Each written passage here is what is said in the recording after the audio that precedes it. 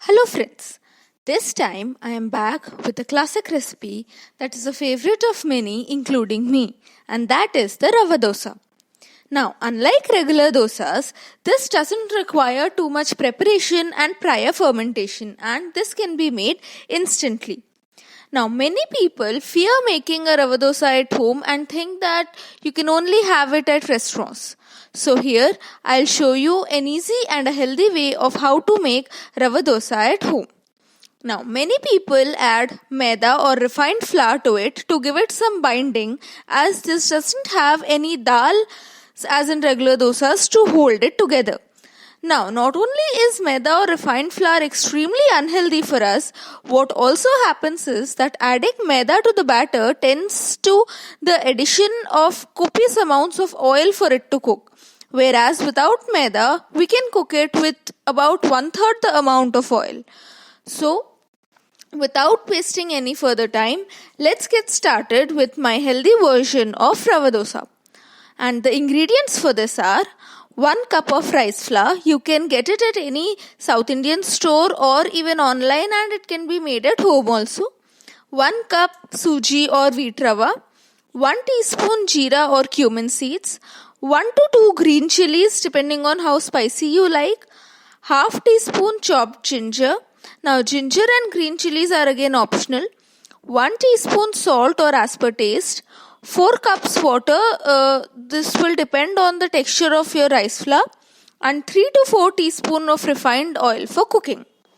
Now, to start with it, in a big vessel, add the rice flour followed by suji. Then add the cumin seeds and salt, and add water and mix everything thoroughly till there are no lumps. This rava dosa batter is very thin, as you can see, compared to a normal dosa batter. So, a little flour goes a long way. Add sufficient water to get a free-flowing consistency as shown. Now, heat a non-stick dosa tawa and add 1 teaspoon of oil to it and spread it. Now, mix the batter thoroughly and take the batter from the ladle from the top only. Now pour it onto the heated tawa. The holes that you see are characteristic of a rava dosa. Add some more oil on the sides if required and let the dosa cook on medium to high flame. Now after about 2 to 3 minutes, you will see that it starts browning from the sides, and try to scrape it off from with the help of a flat spatula.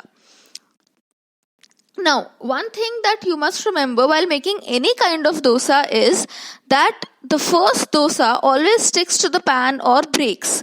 This is the time required for the pan to get seasoned, so don't worry about that. Now, remove the dosa, then add a few drops of water on the tawa and wipe it off with a tissue or a clean cloth. Now for the next dosa, you will see that the rava dosa batter settles down. So add about 1/4 cup of water and mix, and again take the batter from the top and spread it on the tawa.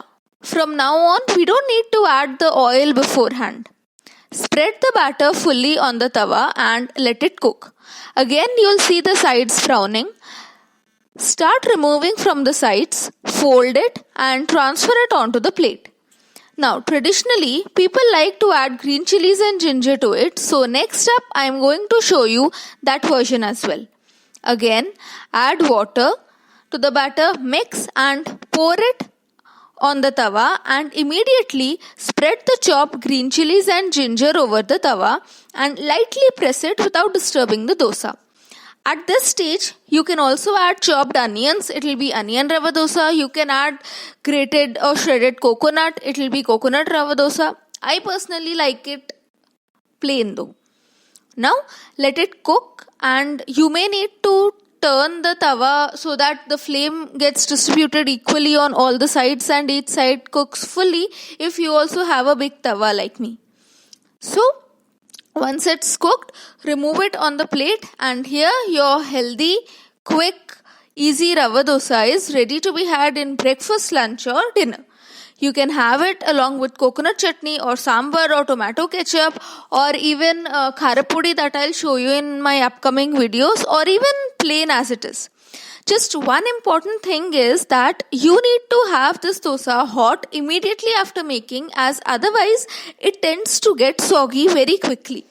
So best is to have it in the kitchen itself, straight off the stove.